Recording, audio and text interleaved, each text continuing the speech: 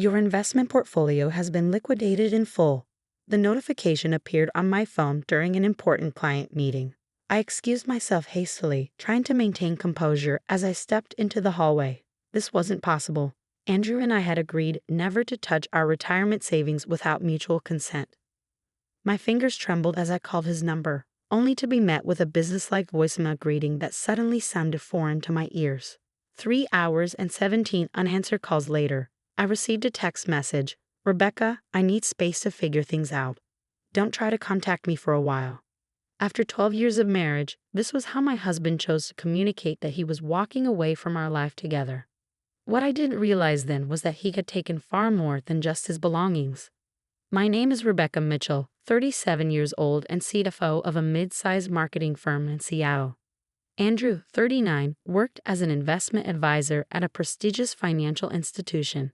We lived in a modern loft downtown with our exceptionally gifted 11-year-old daughter, Zoe. We appeared to be the perfect professional couple: successful careers, intelligent child, financial stability. The facade couldn't have been more convincing. For the past year, Andrew had been pushing to diversify our investment strategy, insisting we consolidate our accounts under his management. "It makes sense for the financial expert in the family to handle this," he'd said with that charming smile that once made my heart flutter. I'd reluctantly agreed, transferring control of the $450,000 we diligently saved over our marriage. When I arrived home that evening, I found Zoe sitting cross-legged on the living room floor, her dark curls falling over her face as she hunched over her laptop. "Where's Dad?" she asked without looking up, fingers continuing to tap methodically on the keyboard.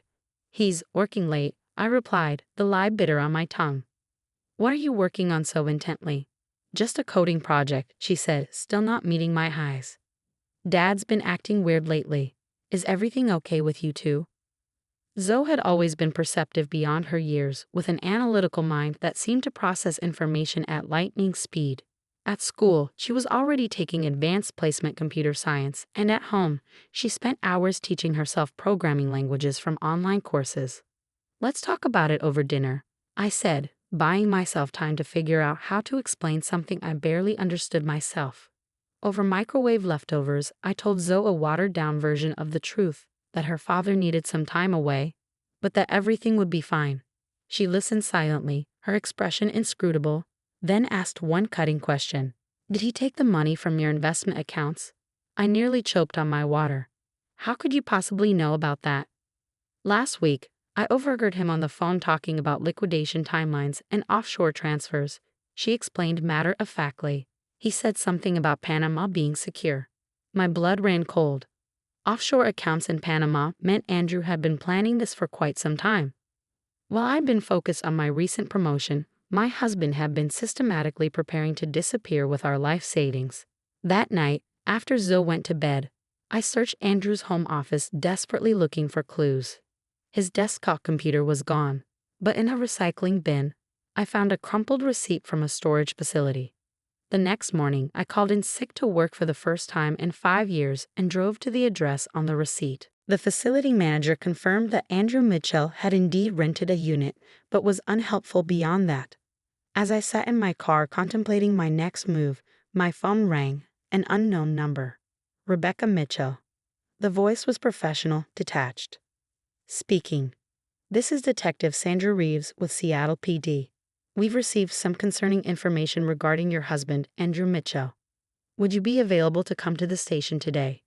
The detective's office was sparse and functional. She explained that Andrew's name had come up in an investigation into a sophisticated investment scheme targeting high-net-worth individuals. "We believe your husband may have been involved in diverting client funds," she said carefully. "Have you noticed anything unusual in his behavior recently?" I laughed hollowly. "Besides him disappearing yesterday and emptying our joint investment accounts, nothing at all." By the time I returned home, my shock had morphed into a seething anger. I had built my career on financial acumen, yet I failed to see the deception happening under my own roof. I found Zoe, not in her room but sitting at the kitchen counter, her laptop open. "Mom, I think I found something," she said without preamble. "I've been running a program to track Dad's digital footprint." "You've been what?" I asked, momentarily distracted from my anger. I created a simple algorithm that aggregates public data and cross-references it with known patterns, she explained, as if it were the most natural thing for an 11-year-old to do. Dad's been sloppy with his digital security. He's using his secondary email to communicate with someone named Elise Parker, and they've been discussing property in Belize.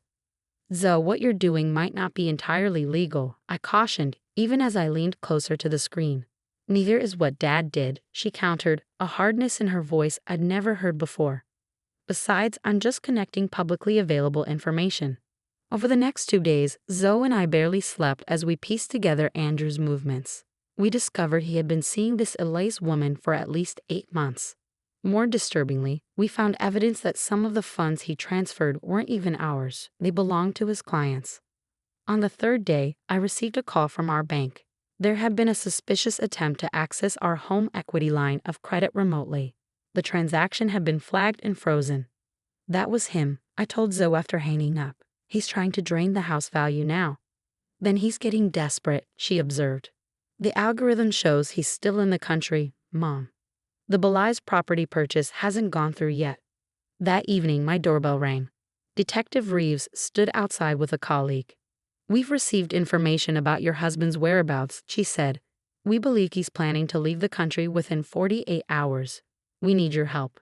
The plan was simple but risky. I would contact Andrew, tell him I'd discovered additional funds in a private account, and suggest meeting to discuss a quiet divorce settlement. Meanwhile, the police would be waiting to apprehend him. It's too dangerous, Zoe protested when I explained it to her. He's not thinking rationally right now. It's our best chance to recover what he stole, I insisted. Then let me help, she said firmly. I can track his phone location in real time once he responds to your message. The police won't need to expose you at all. After some debate, Detective Reeves agreed to Zoe's modification of the plan, impressed by her technical knowledge despite initial reservations about involving a child. I sent the message to Andrew that evening. I know what you've done. I also have access to funds you don't know about. If you want to avoid charges, meet me tomorrow to discuss terms. His response came within minutes. Millennium Hotel, room 842, 2 p.m., come alone. The following day, as I prepared to leave for the meeting, Zoe grabbed my hand. I set up a real-time tracker using the hotel's public Wi-Fi network. The moment he connects, we'll know exactly where he is. The police are already positioned in the hotel. How did you even? I began, then shook my head. Never mind. I don't think I want to know. Probably not, she agreed with a small smile that didn't reach her eyes. When I arrived at the hotel, Detective Reeves confirmed through my earpiece that Andrew had indeed checked in but had registered under a false name. According to Zoe's tracking, he was currently in the hotel lobby, not in room 842. He's setting up a trap, Reeves concluded. Stay in the car. 20 minutes later, I watched as the police escorted Andrew from the hotel in handcuffs. Behind him came a tall, elegant woman who I assumed was Elise Parker, also in restraints.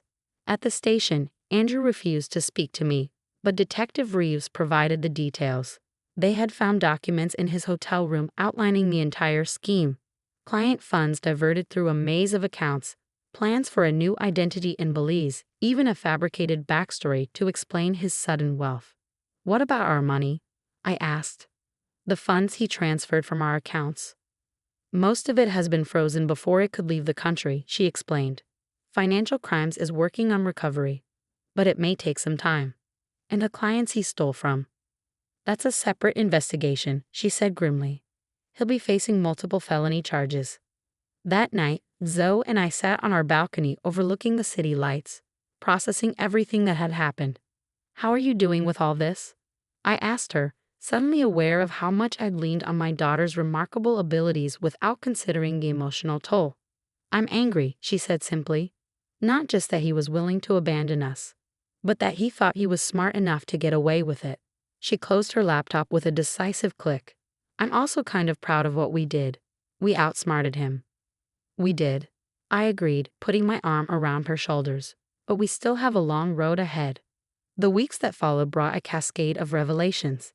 Andrew's scheme had affected dozens of clients, people who had trusted him with their life savings. The investigation uncovered evidence that Elise Parker, who turned out to be a former compliance officer at Andrew's firm, had been instrumental in helping him bypass security protocols. In a bizarre twist, Andrew attempted to blame me for the missing client funds, claiming I had orchestrated the entire operation using my position as CFO. The accusation might have gained traction if So hadn't meticulously documented the digital trail of his activities, creating a timeline that clearly exonerated me. 3 months after Andrew's arrest, I sat in a courtroom listening as he was sentenced to 12 years for fraud, embezzlement, and money laundering. Alice received 8 years for her role in the scheme. As part of the plea agreement, Andrew surrendered all assets, including the properties in Belize and the contents of the storage unit, which turned out to contain luxury items purchased with stolen funds. Recovery was a gradual process. The financial aspect was straightforward. Most of our savings were restored, and I worked out a payment plan for the remainder. The emotional healing was more complicated. Zoe began seeing a therapist specializing in children affected by parental betrayal, while I threw myself into rebuilding our lives. I took a sabbatical from my CFO position to establish a nonprofit organization dedicated to educating people about financial fraud protection. Zoe, channeling her technological talents constructively, developed a simple app to help people monitor suspicious activities in their accounts. 6 months after Andrew's sentencing, I received an unexpected call from Detective Reeves. "I thought you might want to know," she said. "Your ex-husband has been attempting to manipulate the system from prison, trying to access hidden accounts we hadn't identified." "Did he succeed?" I asked, my heart racing. "No," she replied, and I could hear the smile in her voice. "Your daughter's tracking algorithm was more thorough than our forensic accountants. All funds have been secured and will be returned to the victims."